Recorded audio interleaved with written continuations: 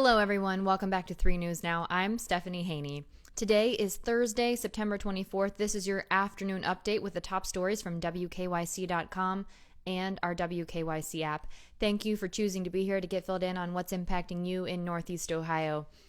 Now, the impact of the grand jury's decision related to the police killing of Breonna Taylor and that grand jury's decision not to charge any officers related to her death is being felt here in Northeast Ohio, certainly, and also around the country. Akron native LeBron James, who now plays for the Los Angeles Lakers, who has been outspoken about racial justice issues, shared what he felt about it. He tweeted, "I've been lost for words today. I'm devastated, hurt, sad, mad. We want justice for Breonna, yet justice was met for her neighbor's apartment walls and not her beautiful life." He went on to say that he was not surprised by the grand jury's decision, and what he was referring to with the neighbor's apartment walls was the fact that former Louisville Metro Police Officer Brett Hankison was charged with first-degree wanton endangerment, not for shooting at Breonna Taylor, but for shooting his weapon in such a way that bullets actually went into apartments of other people who lived in that building, not related to the bullets that actually hit Breonna Taylor. LeBron went on to say that he was not surprised by the grand jury's decision, but the decision didn't hurt any less because of that. He said, "I send my love to Breonna's mother, family, and friends. I'm sorry," over and over again. He tweeted, "I'm sorry" 3 times in that tweet. Now, Breonna Taylor was killed at the age of 26. She was an EMT in Louisville on March 13th by Louisville Metro Police. This was part of a larger drug investigation, and there are issues potentially with the warrant that was used. The type of warrant that was used in order to enter her home is no longer even possible in the city of Louisville. 3 officers were identified in the investigation, including Brett Hankison, Sergeant Jonathan Mattingly, and Detective Miles Cosgrove. All of them were placed on administrative leave immediately following the shooting, and then Hankison was fired in June. So yesterday, the grand jury returned those 3 counts of charges of first-degree wanton endangerment for Hankison. And as I said, those charges were for firing into Taylor's neighbor's apartments, returned by the grand jury. The district attorney in the case said that the fatal shot came from Cosgrove and that those bullets were justified, according to the current criminal law in Louisville, based on self-defense of those police. Now, by all accounts, Breonna Taylor's boyfriend, who fired at the police when they entered, had no idea they were police, which is evidenced by the 911 call and other accounts of family members who say that the police did not identify themselves as police, which is not required with a no-knock warrant. Now we bring you the latest updates from Governor Mike DeWine's Thursday press conference, which is a regular press conference that he holds here in Ohio to update people on the state of COVID-19. He also includes other relevant updates. So he said just a few moments ago that after receiving a formal request from Cleveland officials last night, he is issuing a proclamation today that will activate around 300 members of the Ohio National Guard, and those people will help the Cleveland police ensure a safe and secure environment for the upcoming presidential debate here in Cleveland. That will be held here in Cleveland on Tuesday. Other updates from Governor Mike DeWine's press conference: the current level alerts in Northeast Ohio under the Public Health Advisory System. Ashland and Stark counties are now at level 3 alerts here in Northeast Ohio, which means very high exposure and threat of spread. There's a total of 9 counties at a level 3 alert in the state right now. DeWine also said that the number of Ohioans who are living in level 1 yellow counties, which is the lowest level of alert, and that accounts for active exposure and spread, has gone down in the past 4 weeks, and that means that there is significant spread of the virus across the state at this time. Something else new from Governor Mike DeWine's press conference is he's recommending that states' college campuses test at least 3% of their at-risk populations for COVID-19. He says that this will be critical for universities to do this regular testing with a sample of asymptomatic students so that schools can understand the idea of COVID-19 spread on their campuses and adjust accordingly. Now let's take a look at the latest COVID-19 numbers here in Ohio. New cases are up again today. Deaths are down. This number jumps around quite a bit. It's still in the double digits today. The total number of new cases reported in the last 24 hours is now 991, bringing the total number of cases that we've seen here in Ohio of COVID-19 to 147,744. Our 7-day average testing positivity rate has stayed the same as yesterday. It's 2.9%. So over the last 7 days, for all the COVID-19 tests being done, 2.9% of them are coming back positive. Now, in the last 24 hours, we've seen 28 new deaths reported related to COVID-19. That's down from yesterday when we saw a big jump to 52 after seeing 12 new deaths reported on Tuesday and then several days when we were in the single digits. So like I said, this number jumps around quite a bit in the last 24 hours, seeing 28 new deaths. That total number now is 4,715 people who have died related to COVID-19 here in Ohio. In the last 24 hours, we've seen 74 new hospitalizations related to COVID-19, and the total number of people in the hospital being treated with COVID-19 right now is 586. That's down 7 from yesterday. Now, of those 586 people who are in the hospital being treated with COVID-19 right now, 199 of them are in the ICU. So about 34%, about 1/3 of people being treated in the ICU. That's something that we've seen consistent for quite some time now, about 1/3 of the people hospitalized getting ICU treatment for COVID-19. We've seen 9 new ICU admissions in the last 24 hours, and the hospital bed occupancy rate is also consistent from yesterday. That's at 75%, so 25% of hospital beds in the state are available right now. Now let's take a look at the U.S. and the global numbers for COVID-19. These numbers come from Johns Hopkins University. The total number of cases of COVID-19 reported in the U.S. is getting pretty close to 7 million. It's now at 6,951,789. Since Monday, there have been about 128,000 new reported cases of COVID-19 in the U.S.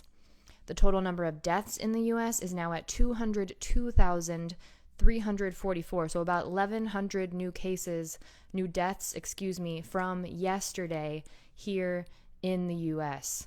We hit that 200,000 number as of 2 p.m. on Tuesday, a very grim milestone, something we did not want to see, something that was projected early on from the medical experts, and unfortunately, we are getting into that point where we're reaching those projected numbers that those experts told us about very early on in the pandemic.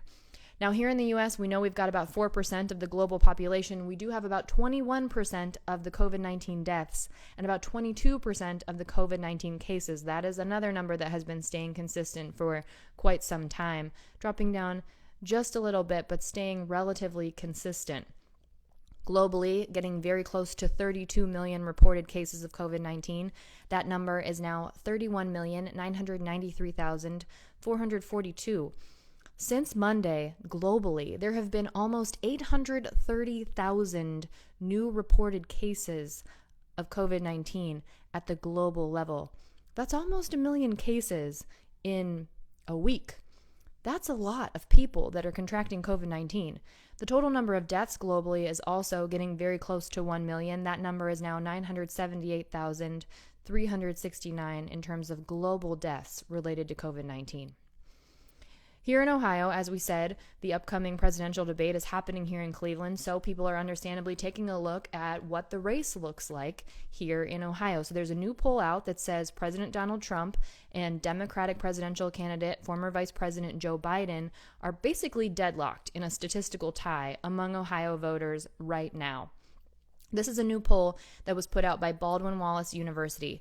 It shows Biden leading President Trump by less than a percentage point, just 3/5 of a percentage point. Right now, it's 44.9% to 44.3% Biden leading Trump, according to this latest poll. And roughly 10% of voters say that they could still change their mind. So that really means that here in Ohio, it's anyone's game when it comes to who will win the presidential vote in Ohio. This poll was conducted randomly among registered voters over a 2-week period. That ended on Tuesday, and the results got turned around. Now, most analysts, which is in line with the results of this poll, see Ohio as a toss-up for the presidency. And Ohio is always a very important state when it comes to who will win the presidency. It has been for decades now. No candidate has won the presidency without winning in Ohio since John F. Kennedy in 1960. Now, as we said, the first debate between President Trump and Democratic candidate Joe Biden is taking place in Cleveland here on Tuesday. That's why Governor Mike DeWine has activated those 300 members of the Ohio National Guard to try and keep things safe and secure here in Cleveland heading into that debate. In 2016, the last presidential election, now President Trump won the state by 8 points over former Secretary of State, then Democratic presidential candidate Hillary Clinton. That was in 2016. One other thing we did learn in that poll from Baldwin Wallace is about 40% of Ohioans plan to vote by mail this year, and about 87% of Ohioans say that they feel confident in that and have no issues. This is despite lots of commentary about potential issues with mail-in ballots, which have been completely unsubstantiated and people are saying is not an issue. So if you are choosing to vote by mail, if you are one of those 40% of Ohio voters, the analysts and the experts say that you can have confidence in doing that here in Ohio, and just to make sure that you get things back quickly. Because if you wait until the end, if you wait until the last deadlines, then your vote will not be counted until after the election, and that could just be a whole thing and just create a lot of uncertainty among a lot of people. But those are the rules, so you can do that. You are allowed to wait until November 2nd, the day before the election, to postmark your absentee ballot in Ohio, if you so choose to, even though the experts are recommending that you not do that and you do it early, just to put that out there. Here's some interesting news that people have been following, not necessarily here in Ohio, but people are very interested in this story.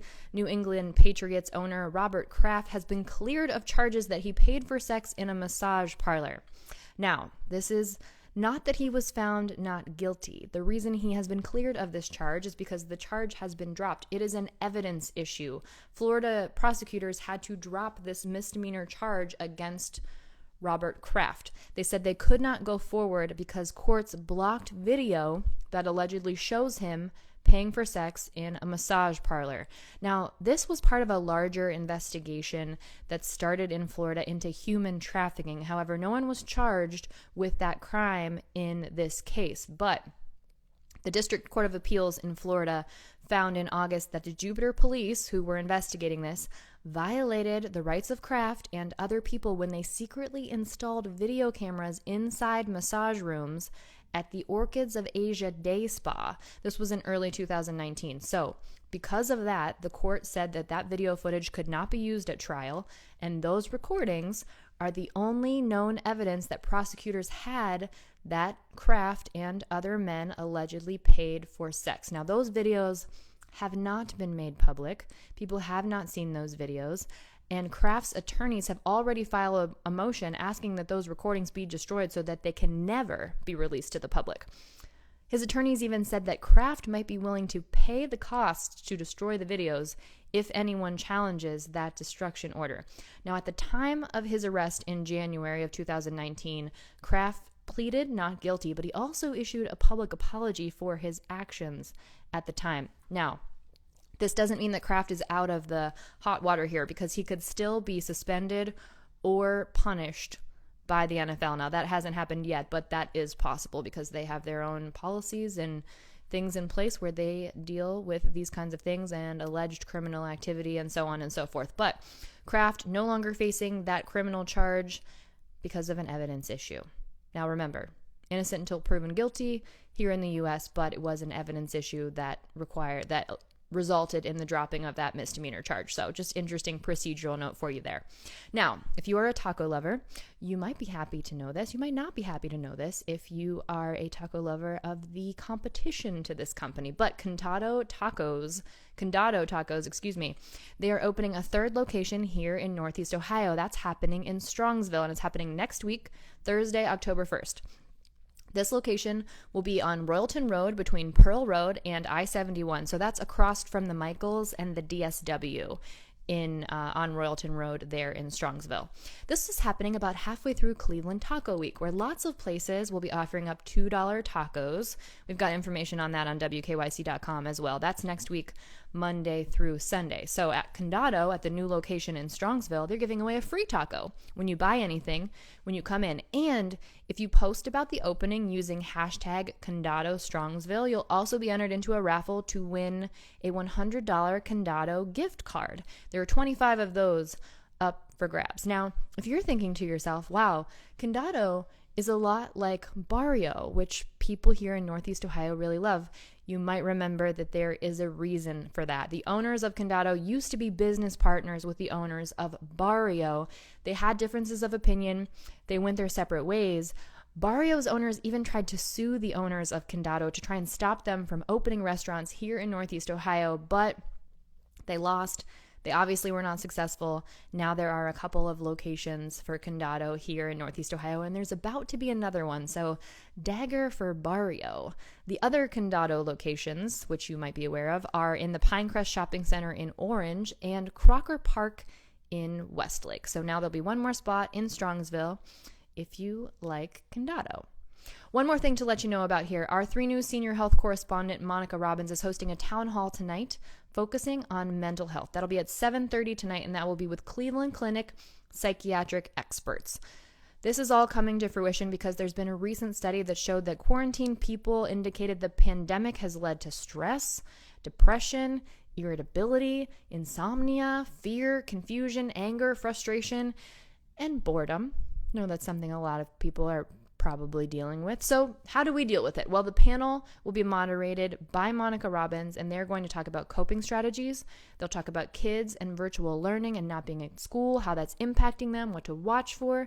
They'll talk about special needs children who are having difficulties learning from home, acting out, and those kinds of things. Also, stress on parents who are dealing with children at home and an additional workload, as well as warning signs of severe depression and potential suicidal thoughts in both children and adults, an increase in substance abuse, and also just general wellness during a pandemic. So some of those experts from the Cleveland Clinic include Dr. Veena Ahuja, this is child and adolescent psychiatrist, Dr. Donald Malone Jr., who is chair of the Department of Psychiatry and Psychology at Cleveland Clinic and director of the Center for Behavioral Health.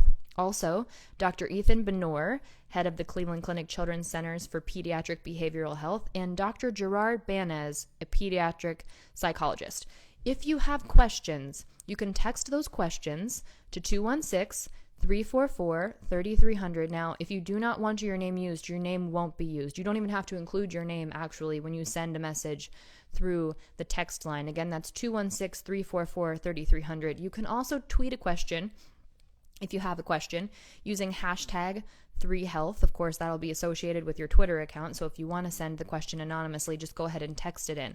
So the program will last 1 hour. That's at 7:30 tonight. That'll be on WKYC.com, on the WKYC app, on our Facebook Live page, and also on YouTube. That's it for our 3 News Now afternoon update here for Thursday, September 24th. I'll see you up next at 5 p.m. on What's New, which you can stream for free in the WKYC app. I'll have your trending stories there. And I'll see you back here tomorrow on 3 News Now. Everyone, enjoy the rest of your afternoon. Stay safe, and be well. I'll see you back here. I'm Stephanie Haney.